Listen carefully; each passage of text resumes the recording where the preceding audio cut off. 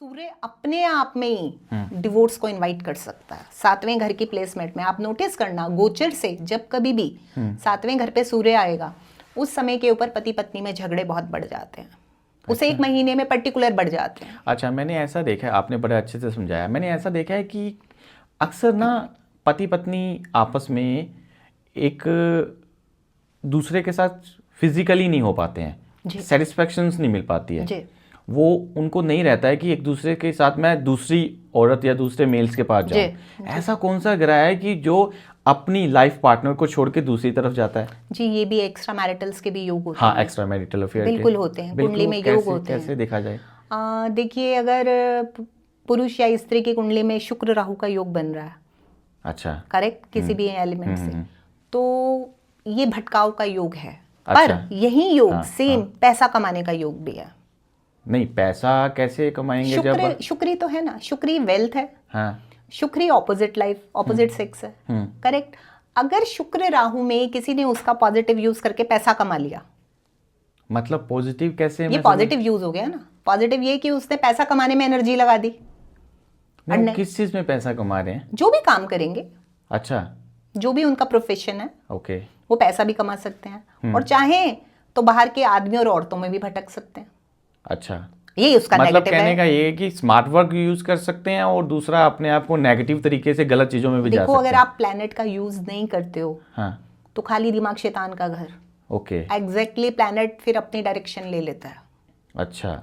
और हाँ, साथ ही साथ इन योगों के ऊपर गुरु की दृष्टि को भी जरूर देखा जाता है। अच्छा, यदि गुरु का लग्नेश से कनेक्शन है, गुरु का लगन से कनेक्शन है, गुरु का आपके किसी बुरे योग से कनेक्शन है, बिल्कुल, तो वो बुरे योग की जो परसेंटेज है ना, वो डाउन हो जाती है। मतलब आपका विवेक काम कर जाता है। मतलब गुरु काम कर जाता है। गुरु आपको विवेक देगा, बुद्धि देगा, ये सही है, ये गलत है। हाँ हाँ, मेरा यानी कि आपका समझाने का ये है कि आपकी कुंडली में जो स्टार्स गलत हैं, जो आपको गलत डायरेक्शंस पे लेके जा रहे हैं, जैसा कि आपने पहले भी कहा, हमारा गुरु अच्छा है यानी बृहस्पति अच्छा है, तो हम सही डायरेक्शंस पे जा सकते हैं। यानी हमारा बृहस्पति पावरफुल होना सबसे ज्यादा जरूरी है। पावरफुल होने के साथ साथ वो दृष्टि कहाँ कहाँ दे रहा है। अच्छा, पावरफुल होगी तो वो सिर्फ अपनी जगह प्लेस्ड है। अच्छा, ठीक है, लेकिन उसके साथ साथ वो जिस भी कॉम्बिनेशन को देख रहा है, जिस युति को देख रहा है, जिस ग्रह को देख रहा है, उसको ब्लेस कर रहा है। ब्लेस कर रहा है। और वो ब्लेसिंग जो हमारी उसी डायरेक्शंस पे जाएगी जिसको देख रहा है वो, हाँ, उसी पर मेन जाएगी। उन्हीं चीजों को वो ठीक करेगा। ऐसा तो नहीं है कि जैसे बृहस्पति जो शादी के बाद पति पत्नी के साथ संबंध में कुछ नुकसान तो नहीं लाता, या शुक्र लाता है, या कौन सा ग्रह ऐसा? कोई ग्रह नुकसान नहीं लाता है। ओके, ये आपके प्लैनेटरी प्रपोजिशंस ये होते हैं कि जब दो लोग मिले तो आने वाले 1 साल के अंदर दोनों के ग्रह एक दूसरे को क्रॉस करते हैं। ओके, पहला साल सबसे महत्वपूर्ण होता है। हाँ, राइट। तो अगर वहां पर ग्रह आपके बैलेंस नहीं है, तो आपको वहीं से पता चल जाएगा कि इस कपल की बनने वाली है या नहीं बनने वाली है।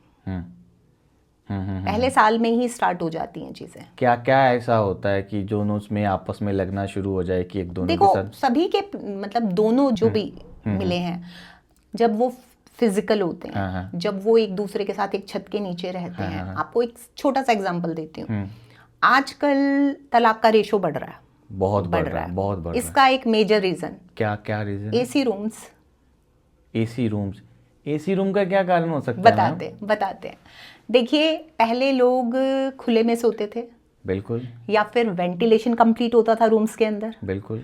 अब जब एसी रूम आप सो रहे हो तो वेंटिलेशन को तो आपने बाहर वाले को बंद कर दिया, करेक्ट। अब 2 विपरीत पर्सनालिटी के लोग सो रहे हैं। सपोज एक सूर्य प्रधान है और एक शुक्र प्रधान है, लग्नेश, करेक्ट। दोनों की पर्सनालिटीज डिफरेंट है।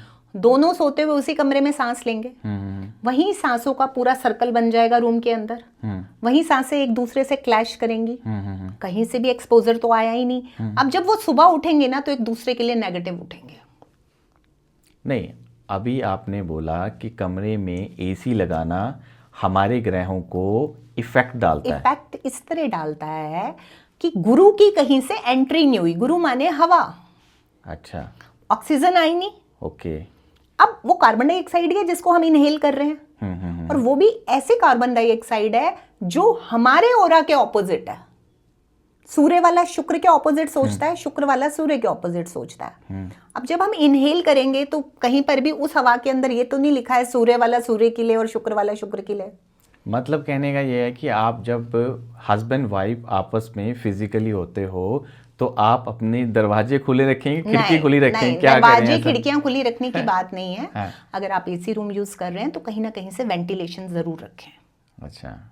तो 50% लड़ाइयां कम हो जाएंगी।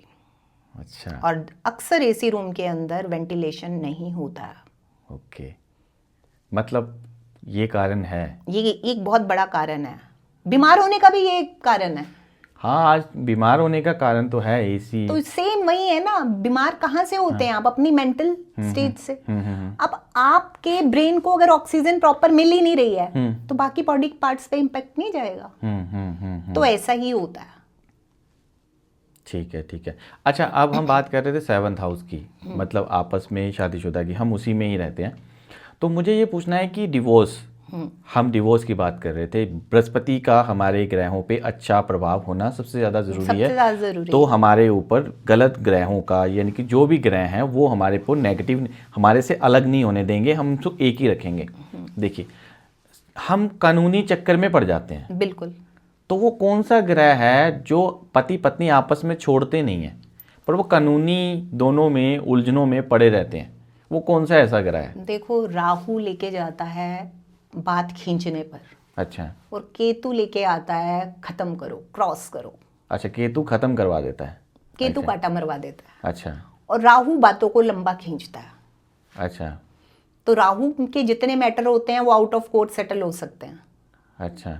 या बातचीत से आप सुलझा सकते हो। लेकिन मतलब राहु जो है आपकी बातचीत करके आप दोनों में इक्वल, मतलब संबंध, मतलब साथ बना सकता है। कोशिश, राहु कोशिश करवाता है। हाँ, करवा सकता है। केतु छुड़वा देता है।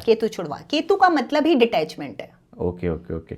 अच्छा, मेरी बात सुनिए, 7वें घर में कौन सा ऐसा ग्रह है जो जीवन साथी आपस में अच्छे से रहें, और कौन सा ऐसा उपाय है जो दोनों अच्छा उपाय कर लें? मैं चाहता हूं सभी हस्बैंड वाइफ अच्छे से रहें, आप भी यही चाहते होंगे। तो वो कौन सा ऐसा ग्रह है उसको अच्छा रखें और आपस में अच्छे चलते रहें, इस कोर्ट कचहरी इसमें ना उलझें? देखिए, एक बात याद रखिएगा, ऐसा अभी तक मतलब कोई ऐसा ग्रह, मतलब पर्टिकुलर मैं बोलूं कि 9 में से ये ग्रह है, ये यहाँ आ जाएगा, तो भाई बल्ले बल्ले हो जाएगी। अच्छा, ऐसा नहीं कह सकते। ऐसा नहीं कह सकते। ओके। क्योंकि हर ग्रह के संबंध बन रहे होंगे। अब हो सकता है, कभी कभी होता है ना, लड़कियां आके बोलती हैं मेरा पति तो बहुत अच्छा है लेकिन उसके परिवार वाले नहीं टिकने दे रहे। हाँ, परिवार वालों का कसूर निकाला जाता है। ऐसा ही होता है। हाँ, ऐसा ही होता है। ऐसे ही वो बोलते हैं लड़की तो हमारे घर बस जाए, उसकी माँ नहीं बसने दे रही। उसकी माँ नहीं बसने दे रही। करेक्ट। तो फिर अब वो सौम्य प्लैनेट भी तो क्रूर काम कर सकता है। तो इसलिए हम पर्टिकुलर ये नहीं कह सकते कि 7वें घर में ऐसा प्लैनेट आ जाए। हाँ, शुक्र आ जाए तो उम्मीद की जा सकती है। शुक्र के घर में यदि शुक्र आ रहा है तो आपको लाइफ पार्टनर अच्छा मिलने वाला है। ओके। अब लेकिन अच्छा मिलने वाला है, मगर इसकी गारंटी कौन लेगा? उस अच्छा मिलने के बावजूद भी डिवोर्स हो सकता है। ये तो कोई बड़ी बात नहीं है। जब शुक्र की दृष्टि पड़ती रहे 7वें घर में, फिर कैसा रहेगा? कोशिश करते रहेंगे वो बचाने की, लेकिन बचेगा या नहीं, अलगाव होना तो अलग। ओके। अगर अलगाव के योग लेके बैठे हैं तो वो तो सेपरेट योग है ना, वो होगा ही होगा। वो होगा ही होगा। या फिर जैसे कि अगर हम पुराने समय की बात करें, यही कुंडलियां थी तब भी, यही कुंडलियां आज भी हैं, तो पहले कैसे घर चल जाते थे? हमारे बुजुर्ग हमसे कहीं ज्यादा समझदार थे। देखिए, सबसे पहला नियम था सूर्य उदय के बाद पति पत्नी एक नहीं होते थे। सूर्य जब निकलता था, सूर्य जब उज्जवल होता था, सनराइज के बाद आपस में फिजिकली नहीं होते थे, ये कहना चाह रहे हैं? बिल्कुल। हाँ, बिल्कुल। क्योंकि घरों के माहौल ऐसे होते थे कि मेहनत के काम होते थे, इतनी कंफर्ट जोन्स होते ही नहीं थे, ना इतनी इलेक्ट्रिसिटी थी, सबको पो फटते ही उठना पड़ता था, सब काम करने पड़ते थे। तो उससे क्या होता था, सूर्य और शुक्र एक दूसरे के टोटल एंटी हैं। साइंस में भी पढ़ा होगा, सूर्य उदय होता है तो शुक्र अस्त हो जाता है, शुक्र उदय होता है तो सूर्य अस्त हो जाता है। बिल्कुल। अब आज के युग में क्या हो गया, हमारे पास सब तरह की फैसिलिटीज हैं, हम आर्टिफिशियल लाइट में भी जीते हैं। बिल्कुल करेक्ट। अब हम मॉर्निंग में भी आराम से उठते हैं, लेट उठते हैं, 8 बजे उठ रहे हैं, 9 बजे उठ रहे हैं, कोई ऐसा नियम नहीं है, कायदा नहीं है। तो अब जब सनराइज के बाद हम फिजिकल होते हैं तो ये बात पक्की है, दोनों में से एक पार्टनर की हेल्थ और एक पार्टनर की वेल्थ जाने वाली है। तो उसको कैसे बचाया जा सकता है? अवॉइड किया जाए। मतलब सुबह आपको टाइम से उठना चाहिए। हाँ। और सुबह आपको फिजिकली होने से या इससे बचना चाहिए। और सेकेंडली, अगर कभी किसी कपल के बीच में ऐसी सिचुएशन आ रही है कि बहुत ज़्यादा लड़ाई झगड़े हो रहे हैं, बहुत ज़्यादा, तो थोड़ा सा एक दूसरे को स्पेस दीजिए। देखिए पिछले ज़माने में क्या होता था, बच्चे होते थे या फिर नहीं भी होते थे, तो जो औरतें थी वो अपने मायके 4-4, 6-6 महीने के लिए जाया करती थी। ठीक है, तब ऐसा प्रोविज़न नहीं था कि लेने आएंगे तो रहेगी लड़की, है ना, साल में। अब बच्चा पैदा होता था तो उस दौरान भी पति पत्नी में दूरियां आ जाती थी, मिनिमम 90 डेज की आ जाती थी। करेक्ट। तो 90 दिन का कम्युनिकेशन गैप, 90 दिन का physical gap in any mode, अगर हस्बैंड वाइफ में 90 डेज का गैप आ रहा है तो वो डिवोर्स की एक कंडीशन को पूरा कर देता है, ऑटोमेटिकली वो पॉजिटिव में यूज हो जाता है। मतलब आप कहना चाह रहे हैं कि 19 डेज, 90 मतलब 90 दिन, 90 दिन हस्बैंड वाइफ आपस से दूर रहें। हाँ। फिजिकली ना हो। हाँ। और मेंटली भी कम ही कम्युनिकेट करें, कम्युनिकेशन कम रहे। हाँ। और आपस में सेपरेट रहें, तो उनमें जो शादी के जो आगे जाके एक इक्वल रह सकते हैं, अच्छे संबंध बन सकते हैं, बनने की संभावनाएं शुरू हो जाती हैं। और होता उल्टा है, जिस समय इनसिक्योरिटी आती है, जिस समय तलाक के कंडीशंस आती हैं, दोनों पार्टनर इस चीज से डर रहे होते हैं कि अगर ये हमसे दूर हुआ तो ये हमेशा के लिए चला जाएगा। मैंने ना जैसा कि मैंने आपसे भी कहा, मैं एस्ट्रोलॉजी मैं भी करता हूँ, मेरे पास भी कई लोग आते हैं ना, तो मुझे ना एक चीज़ बड़ी सुनने में मिलती है। मेरे पास कई फीमेल्स बात करती हैं या मेल्स बात करते हैं, वो अपनी शादी को लेके बड़े डिस्टर्ब हैं जी। वो एक ही चीज़ पूछते हैं, आपसे भी पूछते होंगे। बिल्कुल। तो वो एक ही चीज़ पूछते हैं कि ऐसी चुटकी मारो जो मेरा पति मेरे इशारों पे चलना शुरू कर दे। पति बोलते हैं कि ऐसी चुटकी मारो कि मेरी जो पत्नी है जैसा बोलूं मेरे मतलब वो वैसा ही करे। मतलब ऐसा कुछ होता है क्या? मुझे तंत्र में ऐसे उपाय होते हैं, तंत्र, सात्विक तंत्र भी होते हैं। वो कैसे हो जाएगा? होते हैं। देखिए हमारे लिए यहाँ बोलना अलाउड नहीं है, अगर कोई मिसयूज कर जाए तो। ओके। राइट। ऐसे उपाय होते हैं कि जिससे आप उसका दिमाग आपके चारों ओर घूमेगा, आपके पति और आपकी वाइफ पत्नी का। हाँ करेक्ट। वो धीरे धीरे आपकी बात सुनना शुरू कर देगा। अच्छा। मेटेरियलिस्टिकली या फिर ये कहिए मैकेनिकली तो वो आपके साथ होगा। अच्छा। पर आप उसकी सोल को अपना बना पाएंगे इसकी गारंटी कोई नहीं दे सकता। अच्छा। दिमाग, शरीर, हाँ। ये दो चीजों को आप शरीर को गुलाम बना सकते हो, लेकिन किसी की आत्मा को नहीं बना सकते। कुछ हद तक आप दिमाग को भी कंट्रोल कर सकते हो, हाँ। लेकिन किसी की दिल और आत्मा को गुलाम नहीं बना सकते। ओके। ऐसा होता भी है, ऐसा लोग करते भी हैं।